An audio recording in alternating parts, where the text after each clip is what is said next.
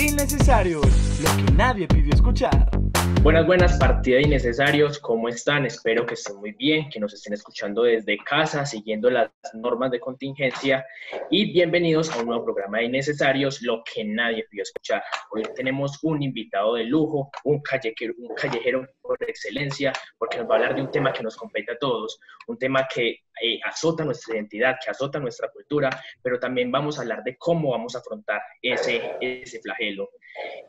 Hoy me acompaña mi gran amiga Alejandra Londoño. Alejandra, ¿cómo estás? Betico y Jorge, muy bien, muchas gracias. Aquí ansiosa de hablar de ese tema. Creo que hace mucho tiempo habíamos conversado que lo queríamos hablar y pues qué bueno que se nos dé hoy y con la compañía de Jorge, mucho mejor. Bueno, y Alejandra se me adelantó al invitado. El invitado de como hoy siempre. Es Jorge, como siempre lo hace.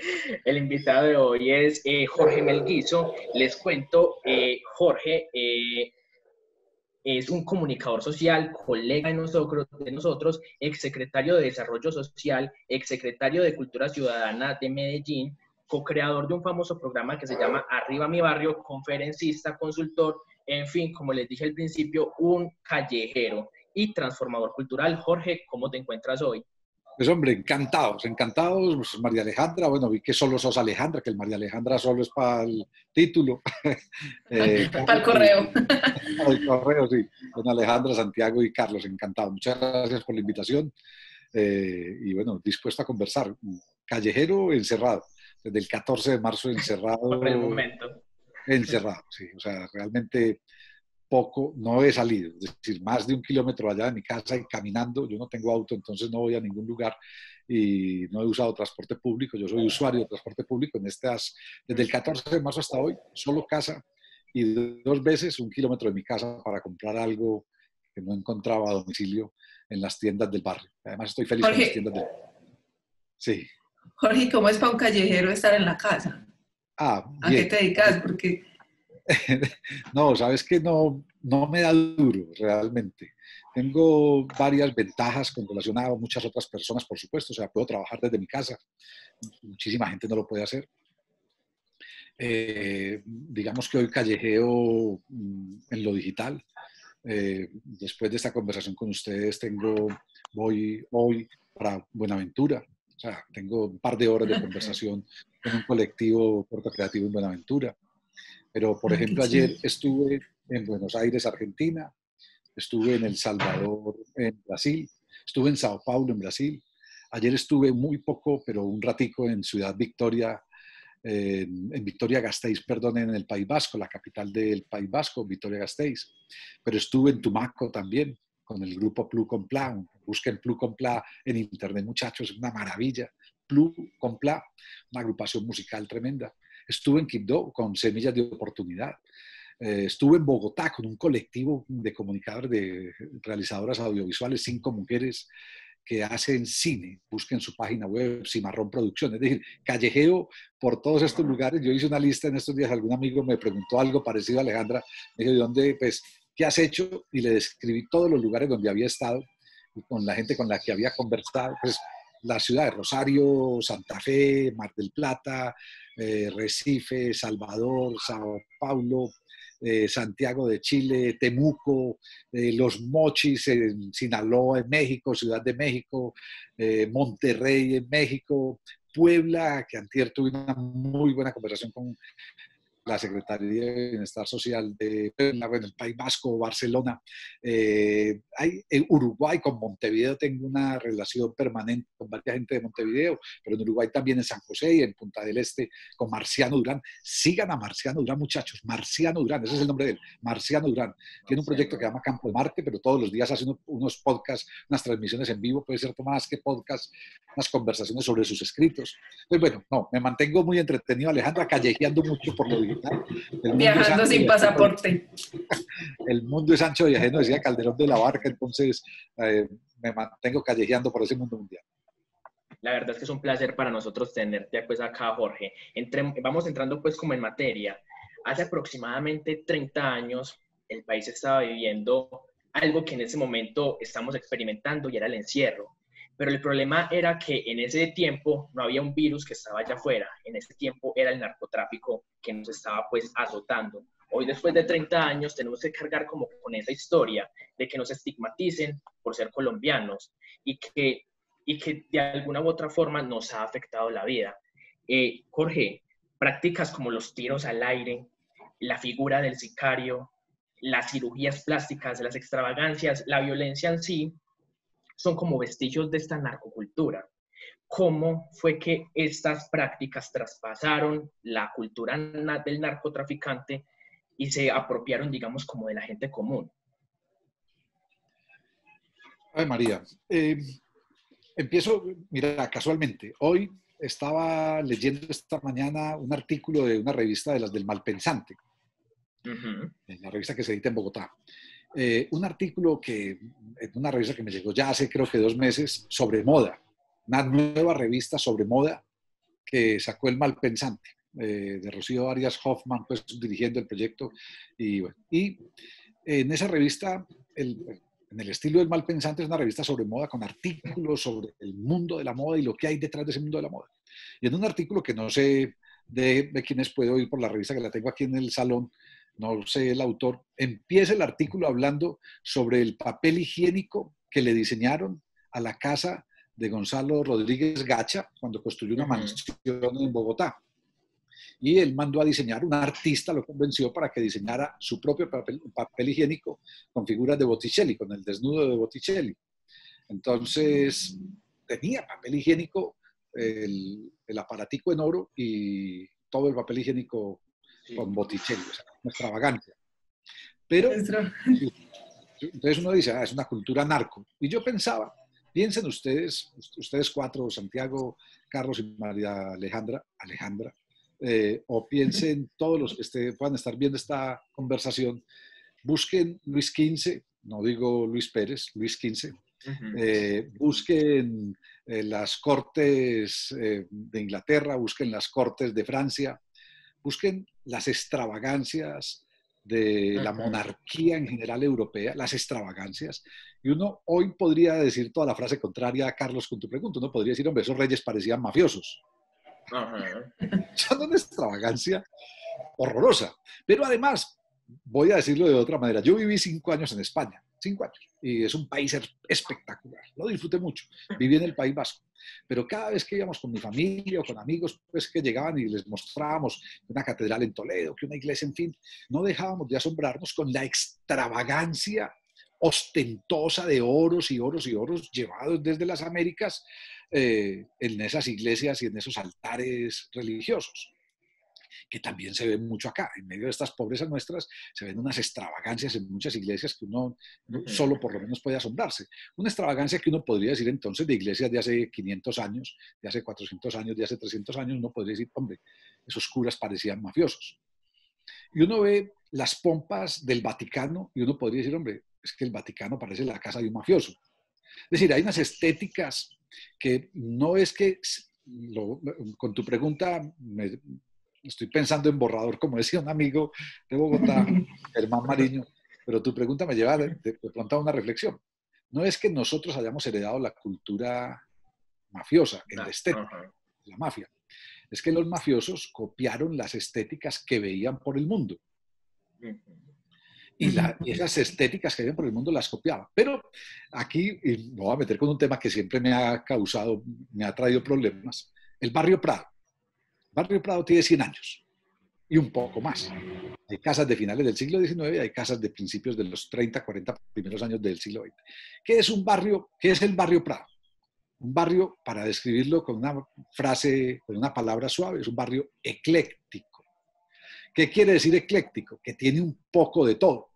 Hay una casa con unas torretas holandesas, que es la casa donde vivió el alcalde de Medellín, el alcalde Juan Carlos, dijo, me voy a vivir al centro, y se fue a vivir al Barrio Prado, en una casa con torretas holandesas, que es hoy donde funciona uno de los programas sociales de la alcaldía. Pero al lado hay una casa con estructura alemana, y a 2 cuadras está un palacio egipcio. No, y ustedes por ahí tienen un vendedor ambulante cerca. Algo por ahí, un vendedor ambulante cerca de ustedes. Los sonidos de la pandemia podríamos también. Sí. Entonces, hay un palacio egipcio, hay una casa holandesa, hay una casa alemana, hay una casa francesa. O sea, ¿qué es eso? Los ricos de Medellín, los primeros ricos de Medellín, se iban a Europa en barco y llegaban y veían una casa y le tomaban un daguerrotipo. Y luego venían con ese daguerrotipo y le decían a un oficial de obras, arquitecto no había, hágame esta casa, por favor. Entonces le hacían una casa reproduciendo la riqueza de otro lugar. Una casa que no tenía nada. ¿Qué tenía que ver una torreta holandesa, que es la casa de la alcaldía, en la carrera 50 en Palacé? ¿Qué tenía que ver una torreta holandesa con nuestro clima? Nada, absolutamente nada. Unos techos como para nieve, ¿cierto? ¿Qué tenía que ver el palacio egipcio? O sea, era una cosa salida de tono. Entonces, si eso lo hubiera hecho, si el palacio egipcio lo hubiéramos hecho, lo hubiera hecho alguien en Medellín en los últimos 30 años, ¿qué hubiéramos dicho? Ah, eso es de un mafioso. Un mafioso, sí. Pero hace 100 años era de un filántropo, de un empresario, de un importador de telas, de un minero prominente en la ciudad. Entonces, yo creo que hay una estética simplemente que se ha copiado de otros lugares y esa estética mafiosonga que llamamos hoy, que es la estética de lo rococó, que es la estética de lo excesivo, que es la estética de la ornamentación exagerada, la estética de eso, de un papel higiénico marcado con Botticelli o impreso pues con figuras de Botticelli y con figura en oro, o la estética de la casa de los Castaño, donde funcionó Telemedellín y que hoy está vacía, que se le entregaron al programa de víctimas, casi en la frontera entre Medellín y Envigado. En la casa Montesinos, que se llama.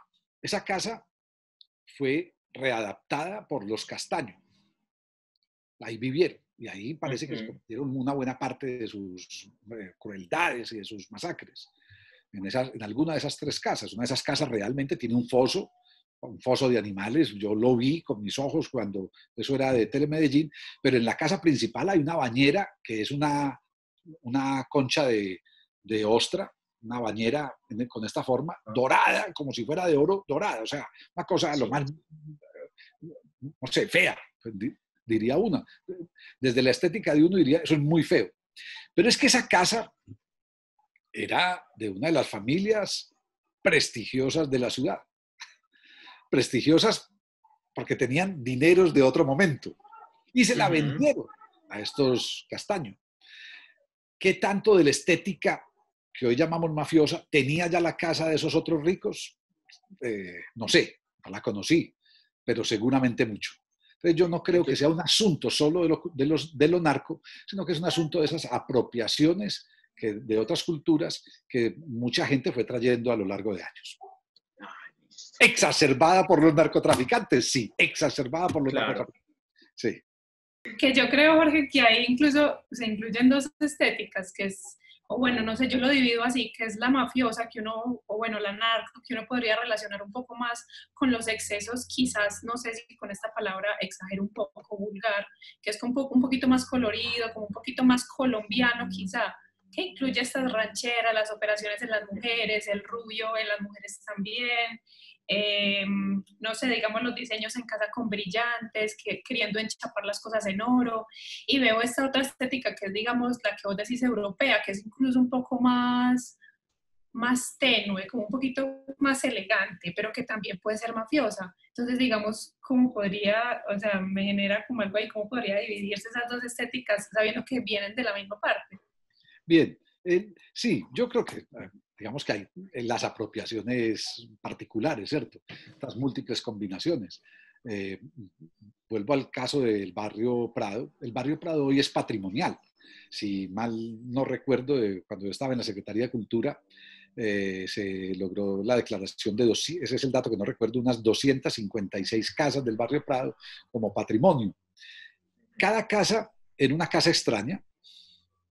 Si al lado de mi casa viene a construir un palacio egipcio, digo, qué mafioso se ve el que llegó al barrio. Sí. Qué mafioso llegó al barrio. Pero esas 256 casas, no todas tan raras, muchas de esas casas raras forman un conjunto hoy que al menos es patrimonial. también por la vida del barrio. Lo patrimonial ya no es solo lo arquitectónico, sino lo que ha pasado en el barrio estos 100 años, la conservación extraña de esas casas en una ciudad que todo lo derrumba, que todo lo acaba. El centro de Medellín, ustedes saben que no tiene casi ninguna de las construcciones antiguas. Nunca fuimos una ciudad colonial, pero sí fuimos una ciudad republicana, una ciudad con una buena arquitectura republicana, y hoy hay muy poco de esa arquitectura republicana. Pero digo sí, todas las variaciones posibles, esa combinación de esas múltiples estéticas, esas apropiaciones, como en cualquier momento. Es decir, yo no sé, yo te muestro mi casa, y mi casa también es ecléctica. Es decir, hay una lámpara en mi escritorio que es una lámpara tradicional, no recuerdo el nombre de esas lámparas de capuchita verde, pero la mía es metálica, no de vidrio, que son las lámparas, ¿cierto? ¿No? Pero pues si te muestro, entonces allá hay un cuadro de un primo de mi esposa, y aquí hay unas caricaturas de mi hijo, que es artista visual, y aquí hay alguna ocarina de nuestra de Latinoamérica, pero al lado hay una muñeca rusa. Es decir, es eclecticismo, ¿cierto? A partir de los gustos. Y si miro unas catrinas mexicanas, y miro una hamaca nicaragüense, no sé, cerámicas hechas en casa, veo unos animalitos de madera de las selvas cercanas al estado de Minas Gerais. No sé, hay cosas, un barco de madera hecho en Puerto, en Currulao, en Turbo. Bueno, creo que somos todos muy eclécticos, ¿cierto? Por lo menos cada uno va apropiando y va apropiando. Yo creo que eso también pasó, es decir, el que tenía dinero narco se encontró de un día para otro que de vivir en una casa, y luego aclaro eso, narcos ricos y narcos pobres, o narcos que ya eran ricos y narcos que se volvieron ricos y eran muy, muy pobres, y finalmente se parecen mucho en sus estéticas. Que eso también es una condición muy especial. Pero bueno, es narcos que de un momento a otro se encontraron con plata, y pues, las historias, no sé muchachos si a ustedes les recuerdan alguna historia de estas, pero se decía, fueron a una librería a comprar 3 metros de libros rojos. Necesito 3 metros de libros rojos. ¿Para qué? Para decorar una pared que tengo, y necesito libros rojos. Entonces, ¿qué tenés en libro rojo? O necesito 1 metro de libros de 30 centímetros de alto. Bien, ¿pero de qué? No, que sean de 30 centímetros de alto. O necesito 20 libros de pasta dura, porque tengo unas mesas en las que las quiero poner encima. ¿Qué libros? No, libros bonitos. ¿De qué? Pero bonitos. Lo que sea. No los voy a leer de todas maneras, hacen parte del adorno. Así como conseguían cuadros de muchos pintores, esculturas de muchos escultores.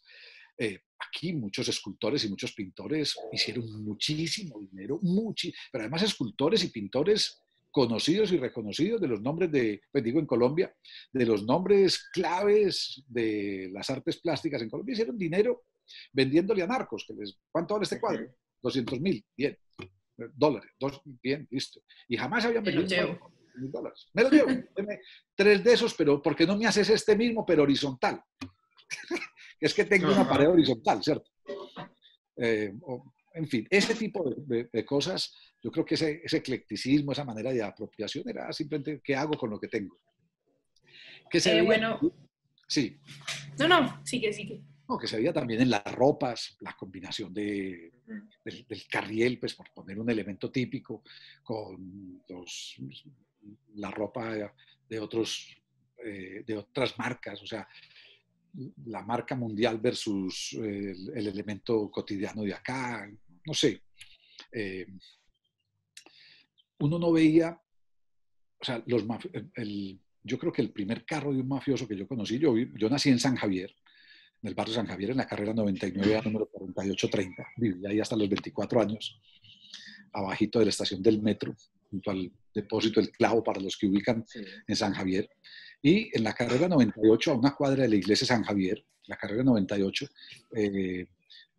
yo tenía mi barrita de amigos en la carrera 98, entre San Juan y la siguiente, que era la 45, la 44A, que es la cuadra que baja de la iglesia. En esa cuadra yo conocí el primer mafioso, una familia que vivía ahí, y eran los hijos y las hijas, eran de nuestra misma edad, 13, 14 años, y empezaron a conseguir plata, y uno decía, estos son mafiosos.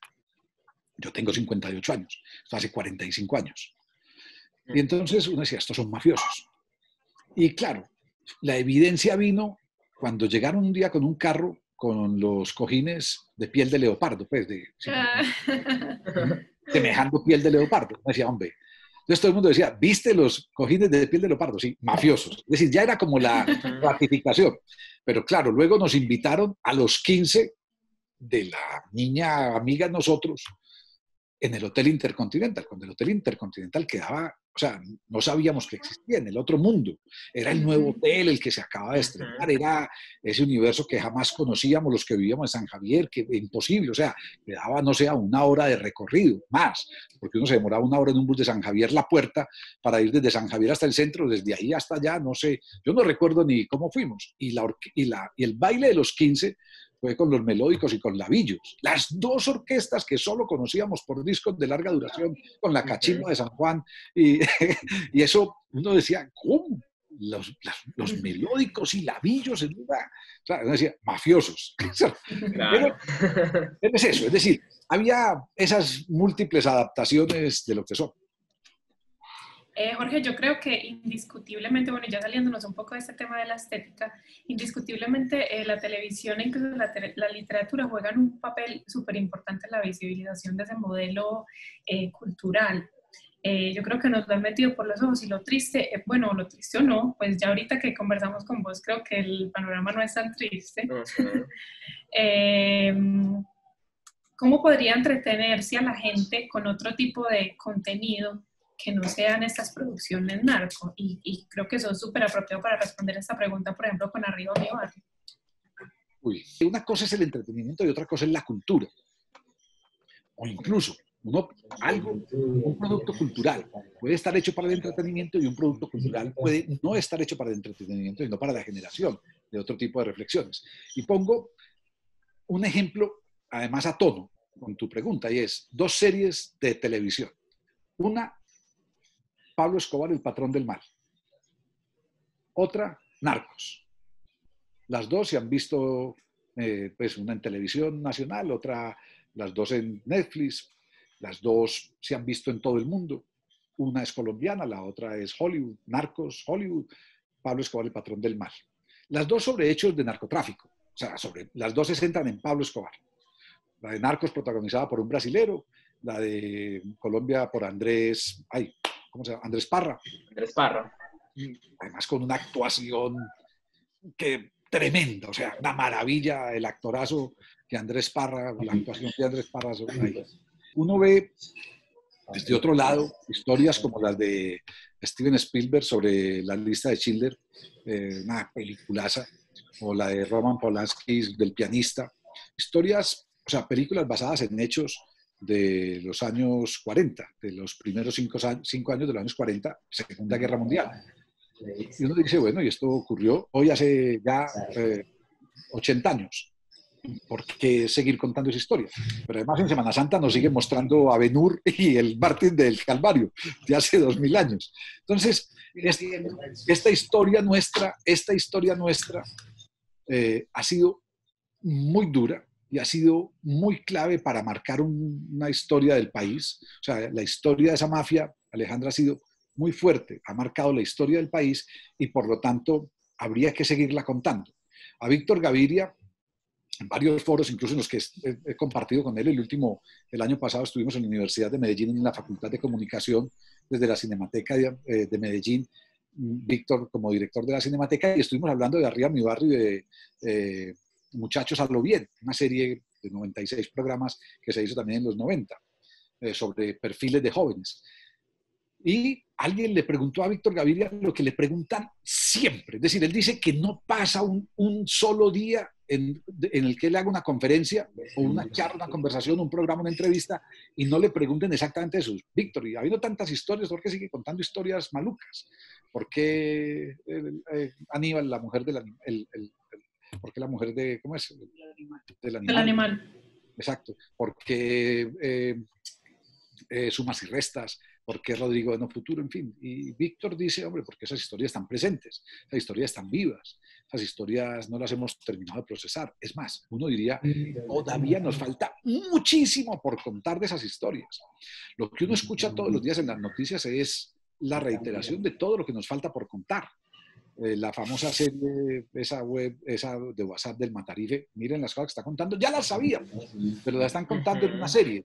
O lo que yo estoy en un WhatsApp de la Comisión de la Verdad, y todo lo que sale ahí, en ese WhatsApp, hay exparamilitares, en ese WhatsApp hay exguerrilleros, hay de todo un poco.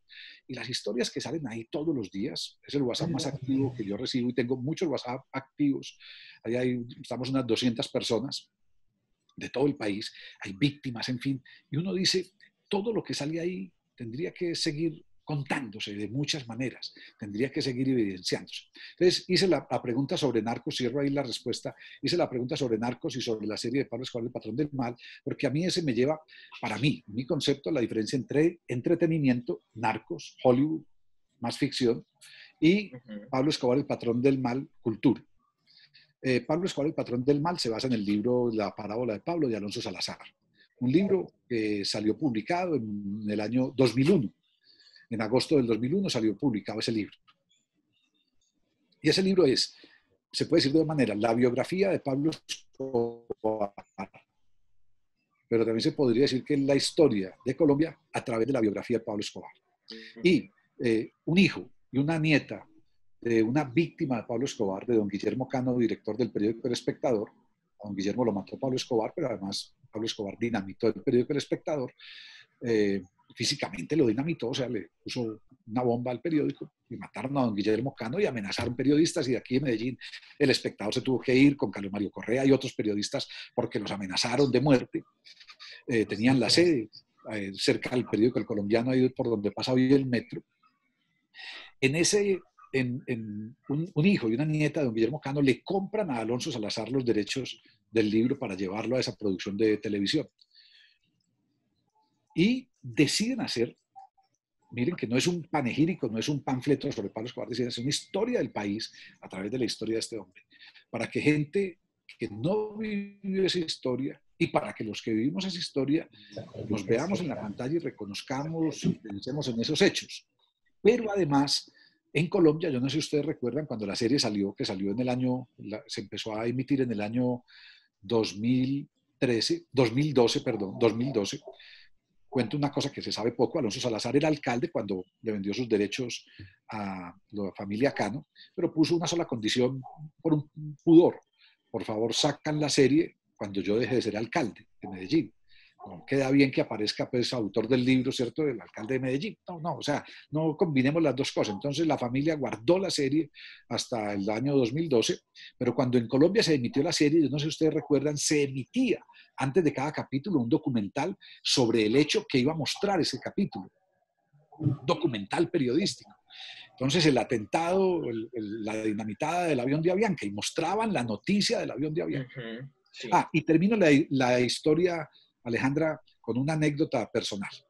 Yo asesoré al gobierno de Pepe Mujica un par de años en el diseño, en Uruguay, en el diseño de la Estrategia Nacional de Seguridad y Convivencia. La primera vez que yo me reuní con el ministro del Interior, Eduardo Bonomi, uno de los históricos, además del proceso de Mujica, estuvo preso también 8 años en la misma cárcel de Mujica, en fin, aunque ellos estaban aislados.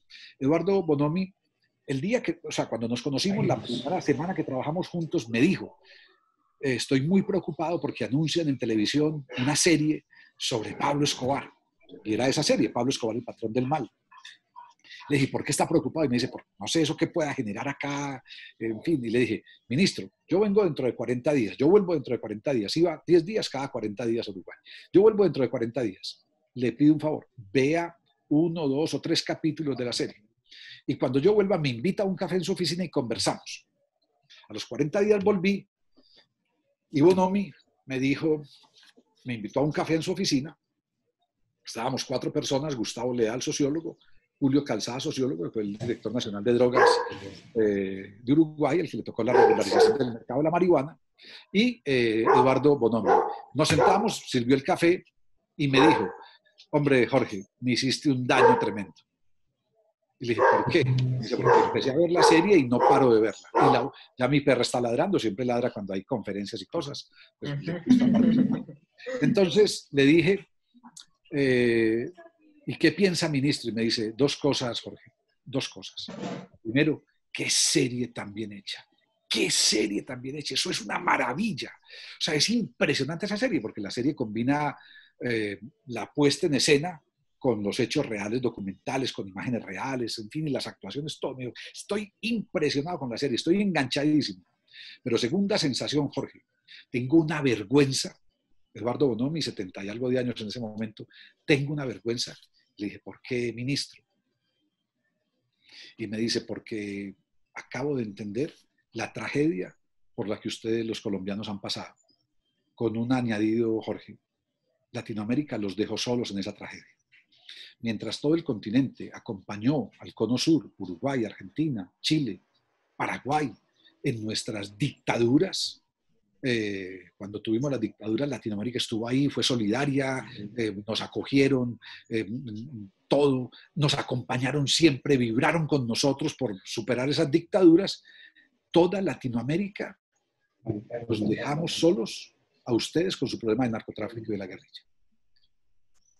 Ustedes han tenido que afrontar esa tragedia en soledad de país.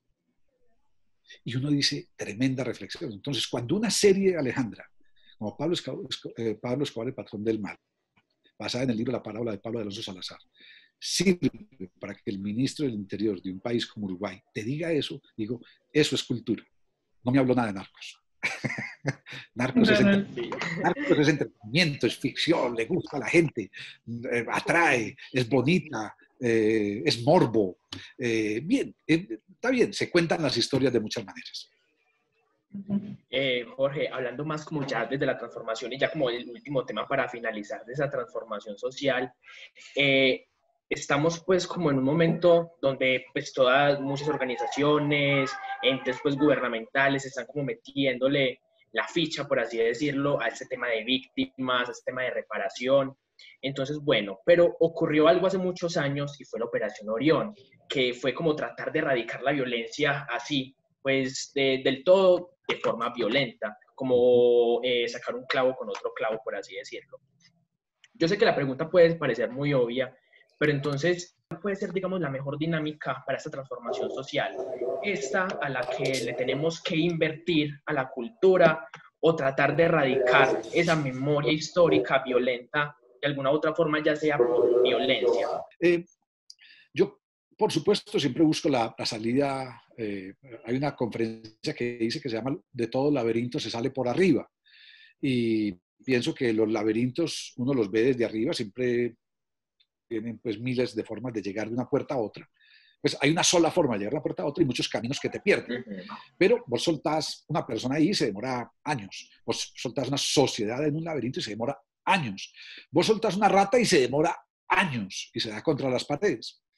Pero resulta que las ratas no se dan cuenta que el laberinto está abierto por arriba. O sea, vos podés salir por arriba. El laberinto no tiene una sola salida, todo arriba está. Entonces, la metáfora de que de todo laberinto se sale por arriba es que hay que buscar otras salidas como sociedad. Y para mí las salidas son muy simples, la salida cultural, la salida social y la salida educativa. Y digo simples, no simplistas. Es decir, hay que construir lo estructural y no lo coyuntural.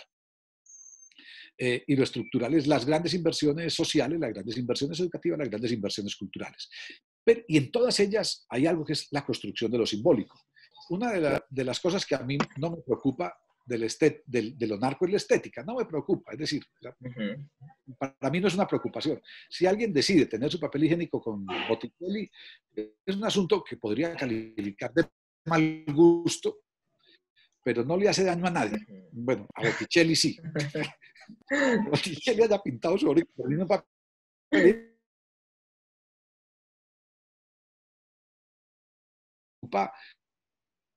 La violencia, la cultura democrática, eso que Luis Jorge Garay, el economista nacional, pues, el economista Bogotá, llamó la cooptación del Estado por el paramilitarismo en la mafia, es todo eso que se genera a partir de esos dineros de los narcos y de la corrupción y de los hechos de vida y muerte que están ahí presentes. Yo creo que todo eso nosotros tenemos que atravesarle el antídoto de la cultura, ahora que hablamos de antídotos de vacunas, el antídoto de la cultura, el antídoto de la educación, el antídoto de los proyectos sociales. Yo creo que podemos intentar avanzar como sociedad construyendo otra sociedad, no reformando la sociedad que tenemos, no pintando las paredes de la sociedad que tenemos. transformando esta sociedad. Y una sociedad se transforma culturalmente. Es decir, somos otra sociedad cuando somos otra cultura. Somos otra sociedad cuando tenemos otros imaginarios. Somos otra sociedad cuando tenemos otros símbolos. Somos otra sociedad cuando apreciamos la propia vida. Somos otra sociedad cuando aprendemos a vivir con el otro. ¿Sí? Y todo eso que estoy diciendo es cultura. Para mí la definición de cultura es apreciar la propia vida y aprender a vivir con los otros, aprender a convivir, con todas las múltiples diferencias, incluso con el mal gusto. Eso es un problema estético. Pero la vida del otro no es un problema estético, la vida del otro es un problema ético. Entonces esos acuerdos éticos básicos de una sociedad, esa construcción de lo que podría llamarse en términos de cultura ciudadana una moral ciudadana, no una moral religiosa, no una moral, como decía María Teresa Uribe, la socióloga, no una moral para correligionarios, no es la moral de el amor por el prójimo, sino una moral de la construcción de lo colectivo, no del yo, sino del nosotros. En la pregunta inicial tuya, Carlos, en esa estética de lo narco, hay un asunto ético y es el narco como un yo. O sea, yo construyo para mí, construyo mi palacio, construyo mi riqueza, construyo mi mundo, y mi mundo es el mío y el de mi familia y el resto que se jodan, versus la estética ética de lo colectivo. ¿Cómo construyo yo una sociedad de un nosotros y no de un yo? ¿Cómo construir una sociedad donde nos entendamos y donde construyamos para lo colectivo y no para lo individual?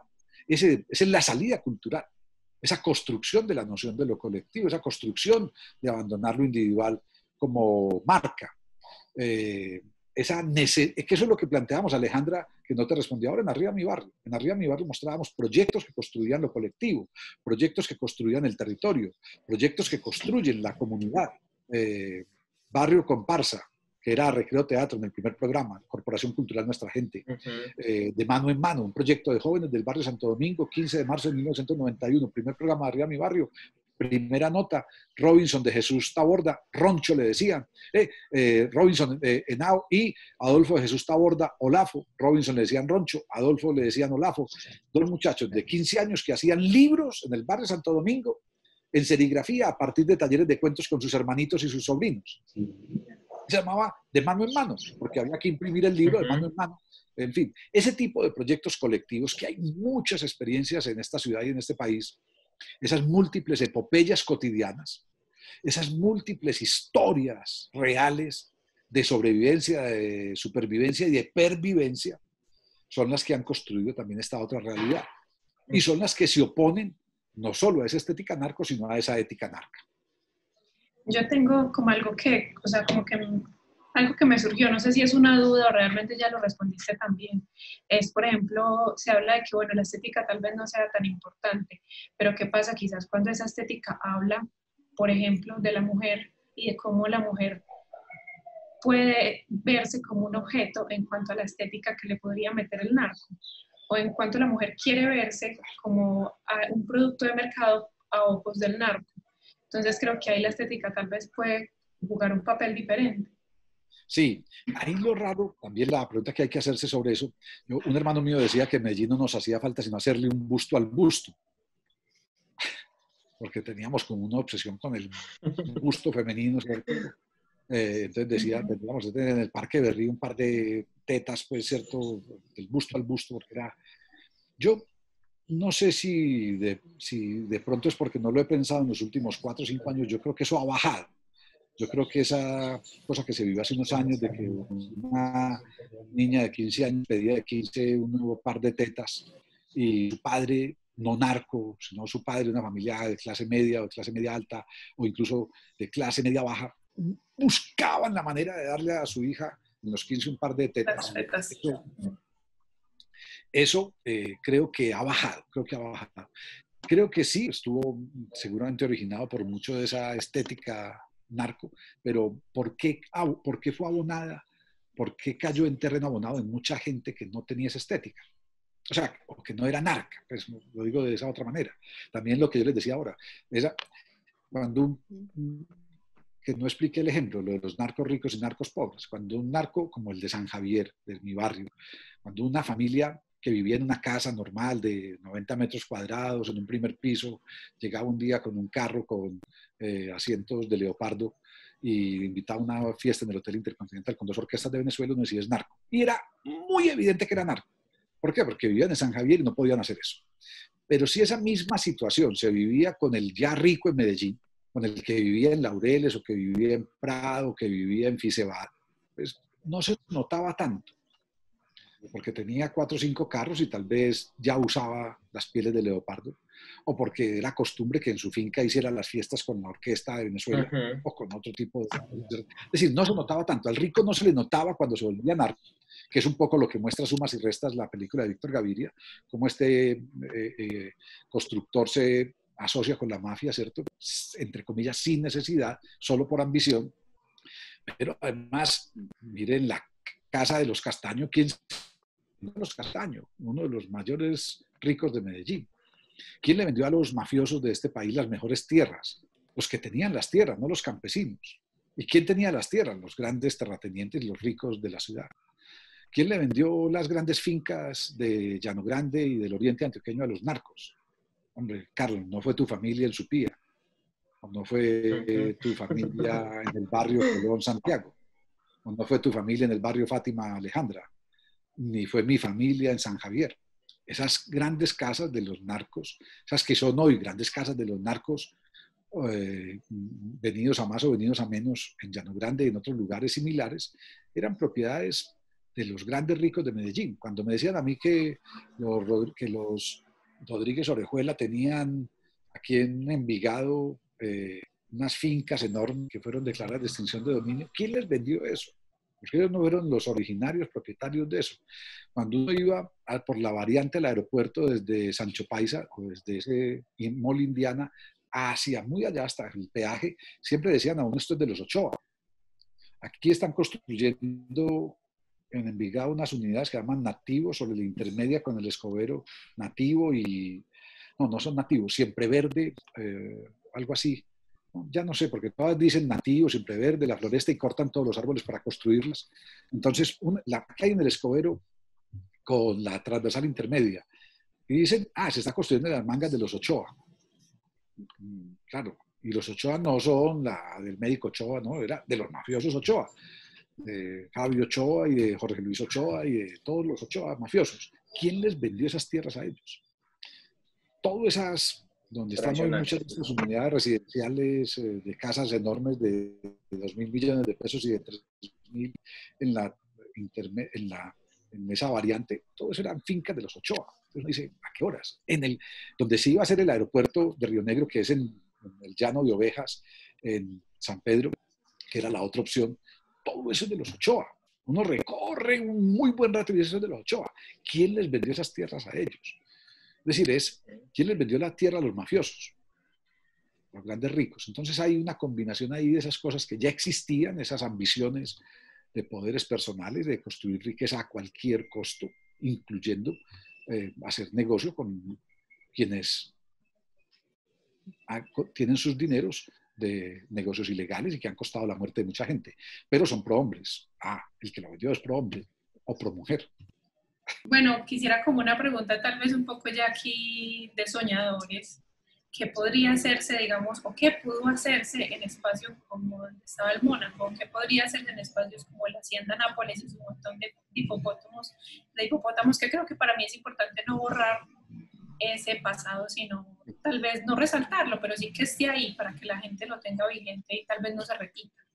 Sí, se me había escapado, ustedes ya habían preguntado ahora sobre borrar o no la memoria. Miren, yo creo que la memoria hace parte de lo que somos. Yo incluso en algún documento digo que Medellín tiene ese enorme valor para ese turismo que llegó aquí durante muchos años, hasta febrero pasado, hasta marzo pasado, cuando empezó esta pandemia, turismo que va a ser difícil de recuperar. Toda esta cantidad de turistas que llegaron viniendo a la ciudad y se encontraban con las 3 historias, la historia del horror, la historia del dolor y la historia de la transformación, sin negar el horror, sin negar el dolor y sin desconocer la transformación. Y era una historia contada por lo cotidiano, por la gente. Llegabas a un barrio y la gente te contaba en Moravia su propia historia de horror, su propia historia de dolor y su propia historia de transformación.